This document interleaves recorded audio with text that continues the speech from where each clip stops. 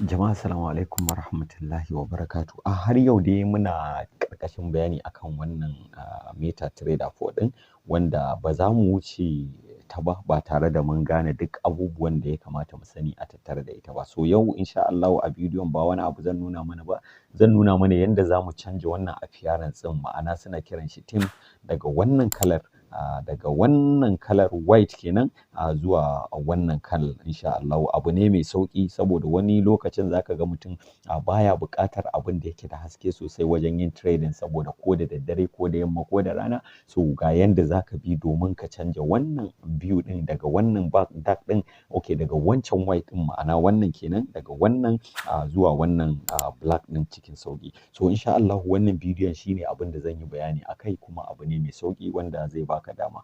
Kar ku manta cewa wannan bayani akan wannan ita MetaTrader 4 ɗin series ne wanda ina so komai mutane su gane domin su yi amfani da shi, wanda ko da wani abu kake buƙatar sani a ita wannan MetaTrader 4 ɗin, Allah yadda in ka koma kan bidiyo nan za ka samu abin da kake buƙata ba tare da ka ɓata wa kanka lokaci ba insha Allah. So kai tsaye zan shiga kan bidiyon yaya za mu canja wannan appearance ɗin daga white ɗin nan zuwa black. So abin da za mu yi kaɗai dai koyaushe abubuwan da muke nema suna ƙarƙashin wannan 3 dot ɗin kamar muke gani.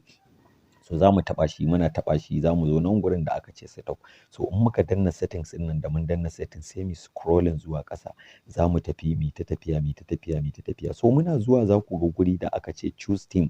To muna dannawa gurin nan da aka ce choose theme kamar yadda kuke gani, za mu danna. Da mun danna za ku ga by default zai baka kan system default ko kuma light. So abin da za mu yi, tunda muna so mu canja ne daga wannan kalar, daga white ɗin nan zuwa wannan kalar da ake kira black. So don haka ga ta nan wannan kalar kenan. So don haka sai mu koma sai mu danna wurin da aka ce ainihin dark. Muna danna dark za ku ga komai ya canja ya koma black. Za ku ga gefe, za ku ga kuma abun ma yana da ɗan alaƙa da kallo. So haka idan ka mayar da shi a system, in ka koma da shi ɓangaren system, to normally yakan baka white ne.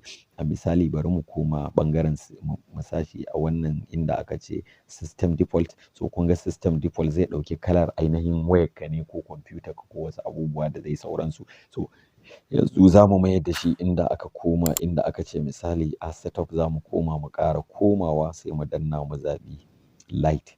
So muna dannawa ko kuma mu zaɓi inda aka ce dark ɗin sai mu koma. So gashi babu sauƙi, abun ba shi da wani wahala, abu ne mai sauƙi. Yanda za ka yi step na farko, za ka zo nan gurin da aka zo aka sa misali nan gurin da aka zo aka sa 3 dot ɗin nan, za ka danna. Kana dannawa zai kawo ka gurin nan da aka ce settings, sai ka danna settings. Da ka danna gurin nan da aka ce settings sai kai scrolling, kai ta scrolling. Kana yin scrolling zai kawo ka wani guri da aka ce ainihin choose theme. Sai ka taɓa shi, da ka taɓa zai baka wannan ainihin prompt ɗin option guda uku. Akwai system default, akwai light, akwai dark.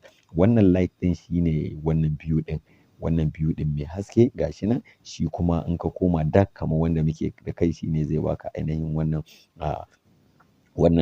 mai dark ɗin mai baƙi kenan. So in kuma ka zaɓi system default, shine zai baka white normal, wannan yake badawa, an gane ai. So don haka yanzu muna dark gashi nan mun riga mun zaɓa. So za mu mayar da shi light ɗinmu, muna komawa light ɗinmu, komai ya dawo yanda ya kamata. So wannan shine darasin da za mu yi yau, kuma insha Allahu na san abu ne wanda da ka yi 1, 2, 3 ka riga ka gane. So duk kana buƙatar waɗannan abubuwan kafin ka shiga fara trading domin ka gama da ita wannan aba da ake kira MetaTrader 4. Saboda wannan tutorial ɗin gaba ɗaya, ko in ce wannan darasin ya taƙaitu akan ainihin ita wannan MetaTrader 4 ɗin, tun daga darasi na farko har zuwa darasi na 10. Za mu zo har inda za mu yi trading, mu saka stop loss, take profit, mu gane candles, mu yi wasu abubuwa, duk za mu yi bayani akan wannan ainihin version ɗin, ma'ana version 1 na wannan darasi da muke a ƙarƙashin wannan broker mai suna Exco. So don haka kar ka tsallake darasi ko ɗaya akan wannan abu. Shine abin da kake buƙata na farko kafin ka fara harkan trading, ka gane ta ma yanda tsarin yake insha Allah.